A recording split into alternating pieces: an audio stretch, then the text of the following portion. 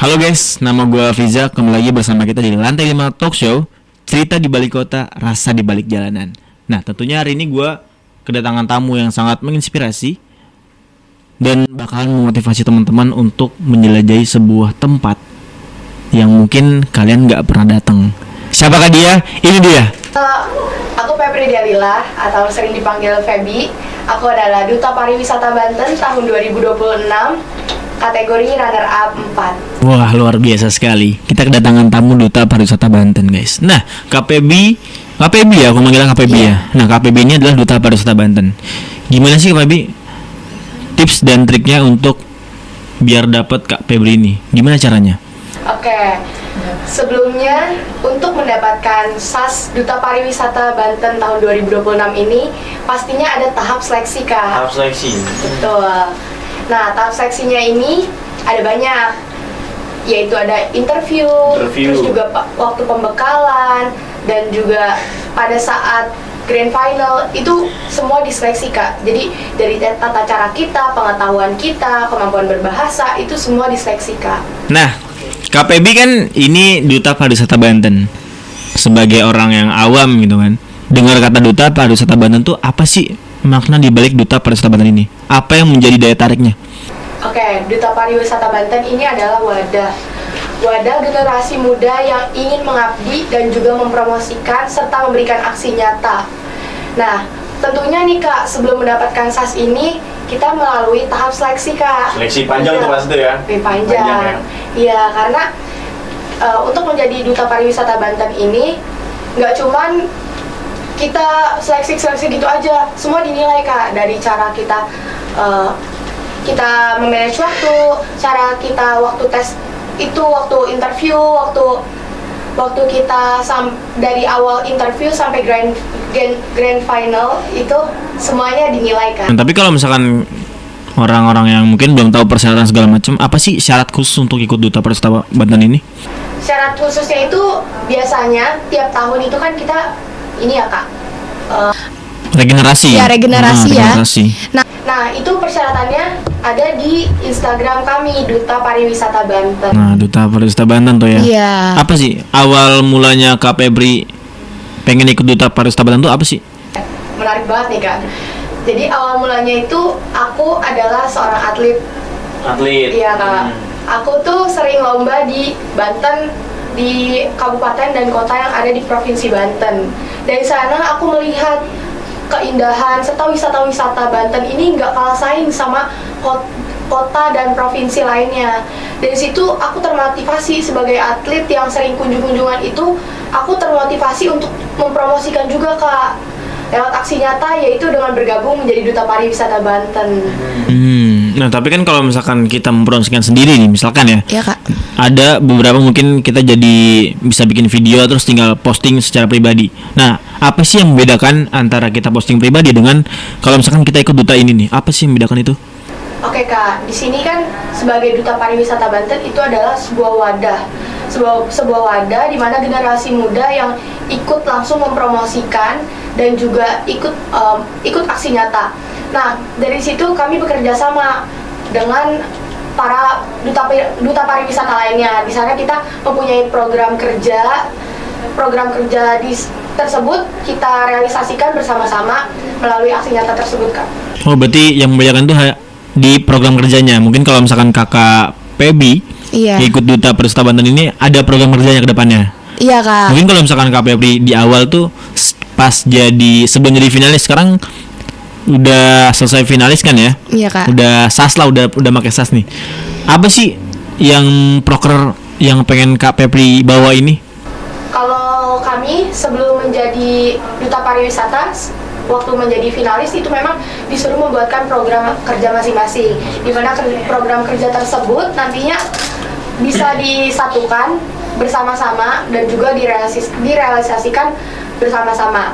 Nah, kalau program kerja aku pengennya sih bikin olahraga dan juga wisata itu disatukan, Kak, melalui kan kita zaman sekarang nih lagi musim banget nih tren lari-lari ya, Kak. Oke, menarik. Nah, Dari situ aku terinspirasi membuat fun run, Kak. Fun run. Betul. Kenapa?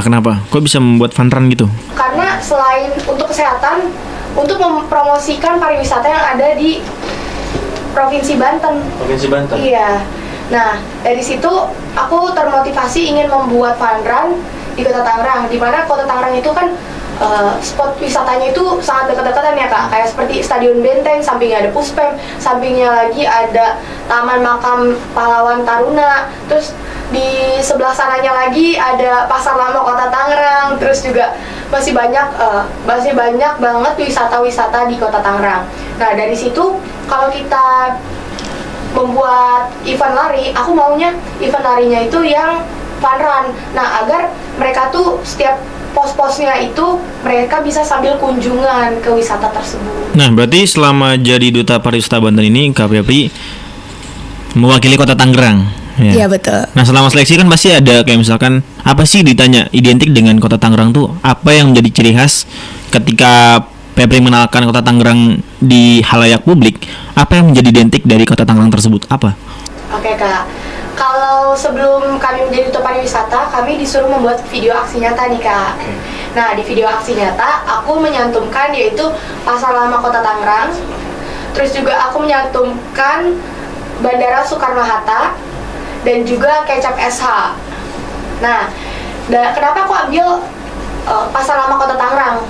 Karena aku tuh pengen yang udah viral, jadi gampang naik gitu, Kak. Oke. Dipertahankan jadi tuh mudah jadinya. ya. Nah, betul. Selain buat daya tarik, jadi mempertahankan yang udah viral nih, Kak. Kedua, aku ngangkat Bandara Soekarno-Hatta. Nah, kenapa aku ngangkat Bandara Soekarno-Hatta? Karena jalur udara dari negara lain untuk masuk ke Indonesia pertama kali itu adalah di Bandara Soekarno-Hatta. Dan buat mereka-mereka dari provinsi lain yang ingin ke Jakarta, mereka itu pasti turunnya di Bandara Soekarno-Hatta. Jadi kayak gerbang dunia tuh ya. Betul, Kak. Gerbang dunia. Iya. Oke. Nah, tapi selain bandara tuh apa sih yang menjadi ciri khas khusus tuh di Banten tuh ada apa aja sih kayak Faisal? Tadi kan ada bandara kan? Iya, Kak. Selain itu di Banten tuh ada apa aja? Di Banten itu banyak wisata-wisata juga, Kak. Dan yang paling terkenal itu adalah suku Baduy. Jadi identitas dari Banten ini adalah punya suku Baduy. yang terkenal, itu suku Baduy. Betul, Kak. Kenapa suku Baduy? Karena Kakak tahu nggak tradisi yang kebal-kebalan? Kebal-kebalan, menarik Betul, ya. ada, Kak. Kebal-kebalan, gimana Betul. caranya kebal-kebalan? Jadi tradisi tersebut adalah pentas seni, di mana suku Baduy dan juga masyarakat Banten itu mempunyai tradisi yang namanya debus. Debus. Betul. Nah, tradisi debus ini memang turun-temurun dari leluhur gitu apa? Seperti apa sih? Betul, Kak, turun-temurun. Betul, karena kita kalau mau debus juga ada persyaratannya sih, Kak. Apa tuh persyaratannya? Karena aku belum pernah debus ya, Kak. Aha. Aku nggak tahu, tapi cuman yang pasti tuh mereka jadi kebal, Kak. Disayat pakai golok beneran, Kak. Nggak putus tuh. Nggak berdarah sama sekali. Mungkin ada apa ya? Ada tertentu yang bisa diikutin ya? Iya, betul, Kak. Mungkin ada ilmunya gitu atau seperti apa. Cuman emang keren banget sih, Kak. Makan beling juga nggak berdarah. Terus juga disayat nggak berdarah. Itu aku pernah baca sih ceritanya. Ibaratnya gini, itu memberikan seperti gambaran bahwa tidak ada yang mustahil bagi Tuhan kita. Gitu. Aku udah baca tuh, Kak, di TikTok seperti itu, Kak. Nah, tapi kalau misalkan kita lihat di Banten ya, Iya, Kak. Banten kan dekat sama Provinsi Jawa Barat, dekat dengan Jakarta. Nah, di Banten sendiri itu apa sih wisata yang paling menarik untuk dikunjungi? Nah, Febri kan sebagai duta pariwisata Banten, apa sih yang Febri ingin angkat di pariwisata yang ada di Banten ini? Kalau aku tentunya pengennya ya, Kak, aku pengennya Pasar Lama Kota Tangerang. Karena Pasar Lama Kota Tangerang ini sudah skala nasional, Kak. Bahkan menurut aku sendiri bisa go internasional. Maka dari itu jangan cuman viral sesaat, aku pengennya mempertahankan dengan yaitu tadi memposting dan juga mempromosikan serta aksi nyata. Kan aku juga sering jajan-jajan gitu ya, Kak. Nah, bikin konten-konten gitu yang mempertahankan agar Pasar Lama ini tidak redup gitu aja, Kak. Kan saya nggak udah naik capek-capek gitu, maksudnya udah terkenal. Apalagi masyarakat orang-orang luar provinsi Banten pertama kali menginjak jalur udara itu di Bandara Soekarno-Hatta. Dan juga di situ kan deket sama Pasar Lama. Karena Bandara Soekarno-Hatta itu bertepatan di Kota Tangerang. Nah, pastinya kalau mereka nge-scroll nih, mana nih yang viral nih, tempat-tempat viral, pastinya di itu Pasar Lama, Kak. Maka dari itu aku pengen supaya mereka Pasar Lama itu tidak redup, Kak. Tidak redup, maksudnya tetap viral gitu. Jadi terus dipertahankan lah ya. Betul, Kak. Nah, tapi kalau menurut Pepe sendiri nih, apa sih yang menjadi daya tarik di Banten ini? Kayak misalkan contoh, kalau misalkan di Banten kan lebih banyak kan perairan kan ya? Iya, Kak. Nah, kalau dari segi perairan tuh apa sih pantai yang menarik untuk dikunjungi itu? Nah, ini menarik banget sih, Kak. Pantai yang gak kalah sama pantai-pantai yang ada di provinsi lain, menurut aku itu adalah Pantai Sawarna. Sawarna, kenapa demikian? Karena pantainya luas dan juga sangat masih asri gitu, Kak. Itu di Kabupaten Lebak, Pantai Sawarna itu. Selain itu ada lagi, Kak. Apa tuh? Ini pantainya agak rame sih, Kak. Apa Karena tuh? viralnya udah dari zaman kapan ya? Tanpa TikTok juga kayaknya udah viral duluan itu, Kak. Jadi sebelum orang tahu, Udah banyak yang tahu. udah banyak yang tahu ya? Iya. Apa tuh? Pantai Anyer. Wah, Pantai Anyer. Pernah nggak, Ya. Kak? Iya, aku pernah denger tuh. Jadi kalau Pantai Anyer tuh biasanya kalau di libur Lebaran sama orang pada libur sekolah, itu ramai banget tuh. Betul, Kak. Ya kan? Karena Nah, tapi itu strategis banget sih, Kak. apa sih yang menjadi daya tarik di Pantai Anyer sendiri itu apa?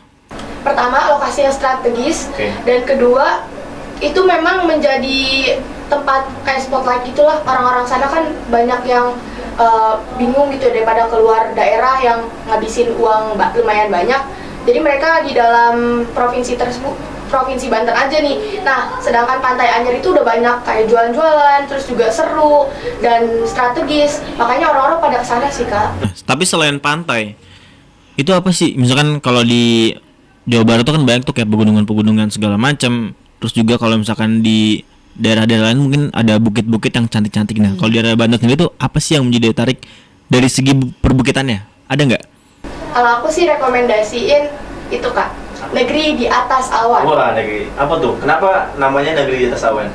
Karena kita nanti berdiri kayak di pepuncakan gitu, Kak. Itu kita bisa ngeliat awan langsung, Kak. Serius, Awan langsung? awan langsung. Itu ada jam-jam tertentu nggak sih kalau misalkan kita mau lihat awan tersebut?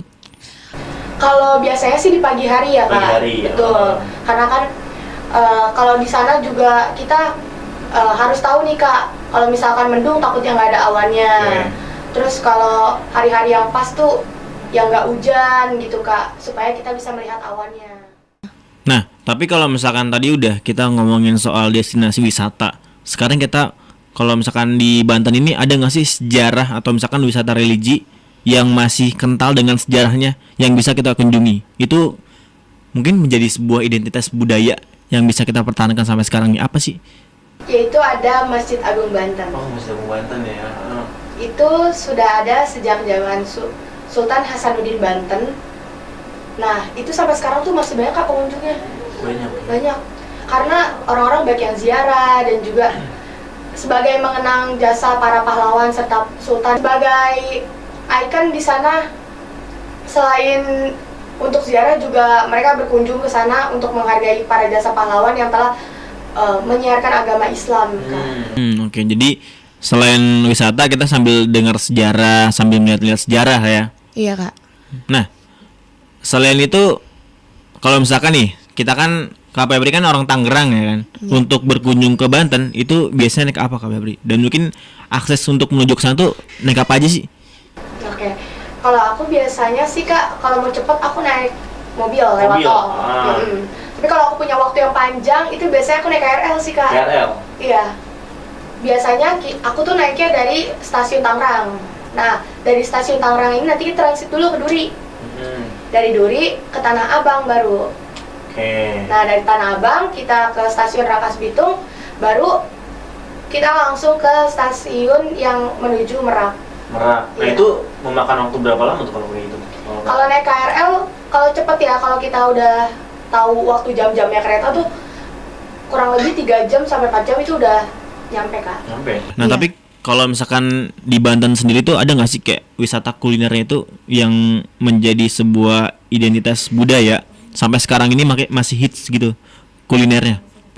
Tempat kulineran ya, Kak? Kulinernya sendiri gitu, misalkan kayak kalau di daerah Jogja misalkan ada gudeg. Nah, kalau di Banten ini apa sih? Nah, kalau Makanannya di itu? Banten ini ada namanya sate bandeng. Kak. Sate bandeng. Iya, jadi sate bandeng ini adalah dulu yang disajikan untuk Sultan Hasanuddin Banten. Nah, jadi di sate bandeng ini nggak ada tulangnya, Kak. Oh, Kak Febri udah nyobain? Udah pernah. Enak, rasanya gimana? Enak gak? Enak sih, Kak. Terus juga bumbu-bumbunya tuh khas banget. Gurih, Oke. manis, asin, lalu pedas karena aku kan tambahin cabai ya, Kak. Jadi pedas juga cocok banget untuk kita nih yang mau makan di musim dingin gitu. Enak banget buat ngangetin sih, Kak. Ditambah kalau misalkan di Banten kan banyak pantai-pantai ya. Nah, tapi kalau ngomongin soal bandeng, apa sih yang membedakan sate bandeng apa? Sate bandeng ya namanya? Iya, sate bandeng. Sate bandeng di Banten ini dengan sate bandeng yang lainnya gitu. Apa sih yang membedakan itu? Kalau sate bandeng ini adalah kan warisan leluhur ya, Kak. Dimana Sultan Hasanuddin Banten dulu disajikan makanan ya berupa sate bandeng itu, dan juga tulang-tulangnya itu sudah tidak ada, Kak. Jadi itu kayak kreativitas memudahkan Sultan Hasanuddin Banten untuk memakan sate bandeng tersebut. Oh, jadi keunikannya itu adalah di dalam Ada sate sejarahnya. nggak Ada sejarahnya juga, ininya. Kak. Tulangnya ya. Iya, betul, Kak. Sejarahnya itu kental banget ya. Betul. Tapi selain dari sate bandeng ada nggak sih selain itu di Banten yang sangat ikonik gitu makanannya? Kalau yang aku suka ada sih, Kak. Apa tuh? Nasi jagal. Nasi jagal. Wah, itu mah nasi jagal itu yang dibayur ya? Ah iya. Yang dibayar betul. ya? Iya. Itu kenapa Kak Pepri suka dengan nasi jagal? Karena rasanya tuh enak banget, Kak. Dia rasanya pedes manis, Manis. bercampur dengan nasi yang hangat. Nasinya tuh kayak beda gitu, Kak. Karena dikasih daun bawang goreng. Bawang goreng. Iya, jadi masih anget, dicampur pakai daging dan juga rasanya pedes manis. Mantap banget sih, Kak. Nah, tapi kalau di kuliner, nah selama Kak Pepri ikut Duta Pariwisata Banten ini, kuliner apa sih yang Kak Pepri angkat dari Kota Tangerang? Kalau kuliner itu aku ngambilnya kecap SH, Kak. Kecap esa. Oh iya itu tuh enak banget tuh kecapnya tuh. Apalagi kalau misalkan makan bubur, sama kecap esa itu enak Nah, banget. Kayak betul. pelengkap ya kan? Betul, Pelengkap. Kak. Jadi kecap SH ini sejarahnya adalah kecap nomor 1 yang ada di Indonesia. Wah, luar biasa. Berarti udah lama banget ya. Betul, Kak, sejak tahun 1960. 60. Betul, dari zaman kolonial Belanda sampai zaman kemerdekaan, bahkan sampai sekarang kecap SH itu masih ada. Dan rasanya tuh memang khas, karena itu resepnya turun-temurun, Kak. Nama lainnya itu adalah kecap benteng. Kecap benteng. Iya. Oke. Tahu nggak kenapa kecap benteng? Kenapa tuh kecap benteng? Karena itu adalah sebagai ikonik Kota Tangerang yang menjadikan kecap SH itu adalah yang lahir di Kota Tangerang. Jadi kecap SH itu dibuat oleh orang Tangerang. Jadi memang sudah berdiri sejak lama dan juga sampai sekarang masih sangat worth it. Dan harganya murah banget, Kak. Ada yang mulai dari 500 perak. 500 perak. Betul. Itu semana itu bentuknya? Bentuknya itu sasetan, ukurannya 10 mili. 10 mili. Nah, terus juga ada yang ukuran 140 mili, itu harganya cuma tahu nggak berapa, Kak? 6.000 doang. Terjangkau sekali ya. Betul, Kak. Jadi kalau buat oleh-oleh dari Kota Tangerang, kita nggak terlalu besar yang ngeluarin biayanya. Tapi kalau misalkan kita ngomongin kecap esa gitu kan, kecap esa, terus nasi jagal, terus apa lagi tadi ya? Yang di Kota Tangerang tuh nasi jagal, kecap esa, Sate bandeng. sate bandeng. Oh, itu yang di Banten. Oke. Banten, ya. Nah, terus selain itu yang selama Kak Pepri ikut Duta Pariwisata ini, apa sih yang Kakak Pepri angkat selain itu tuh? Ada nggak? Ada lagi nggak? Wisata-wisata, Kak, seperti tadi Stadion Benteng. Terus juga Pasar Lama dan juga Bandara Soekarno-Hatta. Kalau aku tentunya pengennya ya, Kak, aku pengennya Pasar Lama Kota Tangerang. Oke, Pasar Karena Lama. Pasar Lama Kota Tangerang ini sudah skala nasional, Kak. Bahkan menurut aku sendiri bisa go internasional. Maka dari itu jangan cuman viral sesaat, aku pengennya mempertahankan. Nah, setelah banyaknya perbincangan dan juga banyaknya ilmu serta wawasan yang gue dapatkan di podcast ini, gue jadi tahu kalau misalkan sebuah wisata, kalau misalkan kita nggak datengin dan juga kita ngulik nih di satu tempat tersebut, kita nggak bakal tahu tuh di satu tempat tersebut ada beberapa wisata yang bisa kita kunjungin. Kayak misalkan tadi contoh di Masjid Agung Banten tuh ada beberapa keraton-keraton. Nah, itu menurut gue informasi terbaru menurut gue. Jadi mungkin teman-teman kalau misalkan kalian yang datang ke suatu tempat, kita harus kunjungin semuanya satu tempat itu. Bahwa yang mungkin tadinya kita nggak tahu jadi tahu, ya kan? Dan satu pesan terakhir untuk gua di podcast kita kali ini, bahwa kita anak muda itu perlu yang namanya menjelajahi sebuah tempat. Nah, setelah banyak perbincangan yang menarik dan juga yang tadinya gua nggak tahu jadi tahu, yang tadinya mungkin gua pernah kunjungin tapi gua nggak pernah datangin ke tempat itu. Nah, sekarang tuh gue dapat informasi yang baru. Dan kesimpulan yang gue dapetin adalah bahwa sesuatu yang diniatkan, diusahakan, dan kita jalani dengan ikhlas, itu bahkan mendapatkan kebaikan untuk kita ke depannya. Jadi pesan-pesan untuk teman-teman di luar sana, bahwasannya banyak tempat-tempat yang mungkin tadinya kita nggak tahu jadi tahu, ya kan. Terus banyak tempat-tempat yang bisa kita explore. Dan mungkin kalau misalkan kita pengen tahu, itu nggak perlu jauh-jauh ke kota lain, guys. Di Banten tuh banyak banget tempat-tempat yang cantik, menarik, yang bisa kita kunjungin. Pokoknya teman-teman nonton podcast ini bakalan tahu dan informasi terbaru yang akan kita kasih tahu ke teman-teman. Terima kasih banyak sudah menonton video ini. Jangan lupa like, subscribe, and share. Sampai jumpa guys. Bye-bye.